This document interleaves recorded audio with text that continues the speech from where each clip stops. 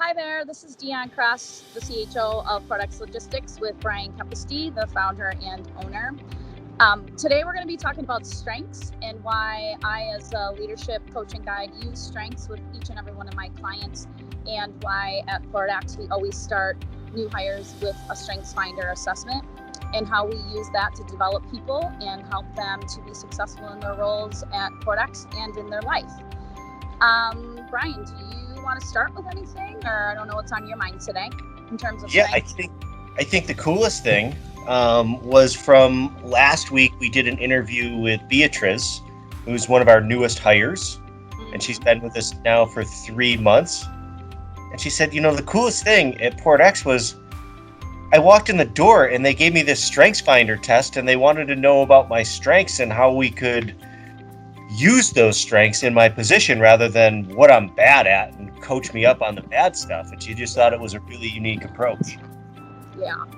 Yeah, I heard about that from Beatrice. And so my philosophy, just to kind of explain why Beatrice came on board, and when you hired me as the coach here, I always start with the strengths as a baseline, is just for that reason. Let's look at what people are naturally good at, and let's take them from there and make them excellent and amazing at their jobs, rather than looking at okay, you're not so great at this, let's really coach you so that you can be okay at that. And then I feel like that just brings people to a place of being mediocre. And I think you would agree, Brian, that you and I are both overachievers. We believe in greatness, and why not be your best self? And just doing that with each and every employee here, we've seen great benefits of that. And it's more fun too. Nobody wants to get ridiculed on the 4 things that they're not good at forever. So let's put them in a position to succeed. So, they might not fit at one role in the organization, or they might not be the right candidate for this particular promotion, but maybe in another area, in another position that we create, they would be the perfect person for it. So it's all about trying to find the right fits and the right balances to make sure that we're doing our job as leaders to put them in a position for success. Right. And when I first came on board, we took the leadership team through this assessment, and we saw that almost every single person was pretty well suited for their position. And you hired me to get people in their lanes, and we kind of redefined a few things based on those assessments, and everyone's killing it these days. Do you want to talk at all? It might be kind of interesting for people to hear about your strengths and how, as a leader of this organization and kind of the founder and bringing in the team, you used your strengths to be successful to date. I know the strategic, obviously doing the business plan, and I'm a bullet point kind of guy, so I like it, not overly verbose. We want to have a plan, but have it easily digestible, have it bullet pointed. And I think the strategic end of my strengths over there. And one of the others that we noticed that, there were very few, or maybe I was the only one in the organization, was maximizer, and was to be able to get the most out of our people, get the most out of our business, get the most out of myself, get the most out of customers.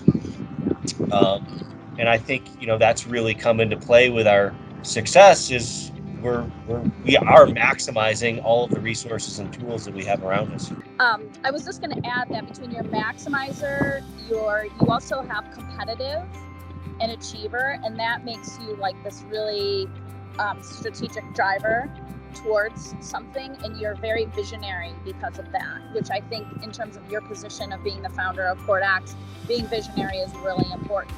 And then we also have some other visionary people on the leadership team that kind of support what you're doing, and you guys can collaborate together, which is really cool. But when you don't have that information about your team, then it makes it really difficult to communicate and to put people in the right places to do the right things. In terms of working with the leadership team and coaching them, it's really helped me, and I think has helped you to understand people from kind of this foundation of where they come, right? So I know I'm always going back, or I'm encouraging the team to go back and read your teammates' Strengthsfinder. So if you're coming up against some communication challenge, or you're not quite sure why they're making decisions the way that they are. If you read someone's Strengthsfinder, you can really understand, oh, okay, so they're a context person, so they're going to appear to be pessimistic or potentially kind of like a pragmatist, right? So they're always like the bringing up the negative, but they're really just trying to put things into context because they need to look in the past to move forward.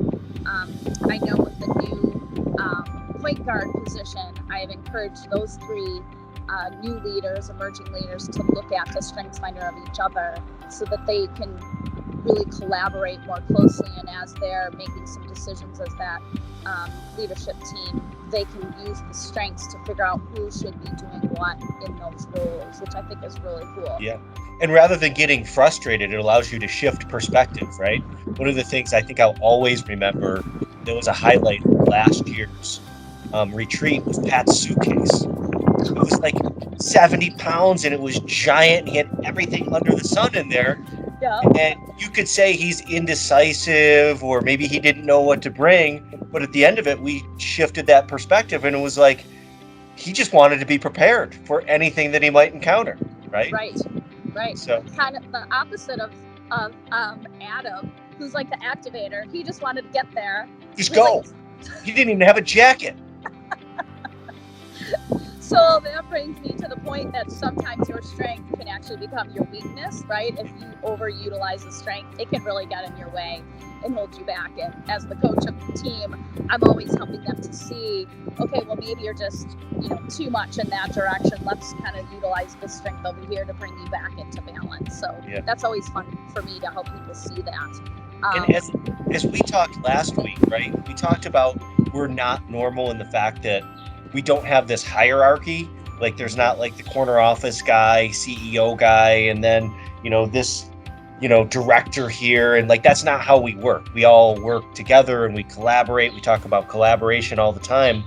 Yeah. And in order to function as a team and collaborate, to really know each other's strengths makes a big difference in how we approach it. Or, you can even make a little bit light of it, with certain things like Pat's suitcase. Yes. So it just allows us to understand each other, I think, a lot better. And if you understand your team better, your relationship is going to be way better, and you're not going to get frustrated with, well, geez, why didn't they do it like this? Or why didn't they do it like me? It's because they're not like me. Right. Yeah, and that you make a good point, right? It helps you understand. We sometimes get caught in our own world, and they're like, well, my way is the best way. Why doesn't everyone think like me? But then you can start to see, oh, okay, well, that's why that person is thinking in that direction or making decisions in that direction or behaving in that way. It all comes back down to the strengths. And even for myself, like being a woo, I have to be really careful of that. Woo is winning others over and kind of being outgoing and boisterous. Like I've learned over the course of time, that I can really turn people off because I bring a little bit too much energy or too much to the table. So it helps you to be able to manage yourself to understand where you're coming from. I always talk about knowing your audience, right? I think that's an important point that you made up about you understanding your own strengths, which could be your weakness. And I always talk about that with, when we're talking to customers or prospective customers, know your audience, right? What is important to this person? I need you to do, like, you were actually investing in the person and trying to develop their career within Port X Logistics. Yeah, that's the one thing I value most about you guys and my capacity to work with all of you is that you really just want to give everybody every opportunity to be amazing human beings and, as you always say, change people's lives. And the culture here is very much about who are you and how can we make you successful, where I think in a lot of other organizations, they don't necessarily really care who you are at your core and from your heart. They just want you to be, make the business successful, where Port X believes if we make the people successful, the business and the success of the business will follow naturally.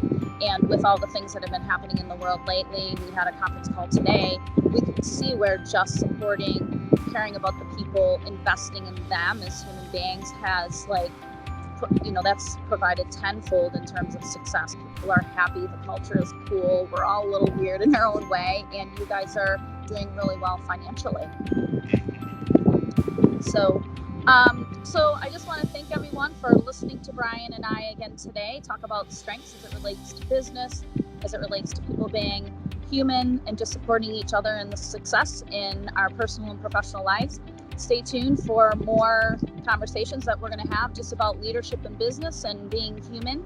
You can find Brian at portxlogistics.com and you can find me at dioncross.com.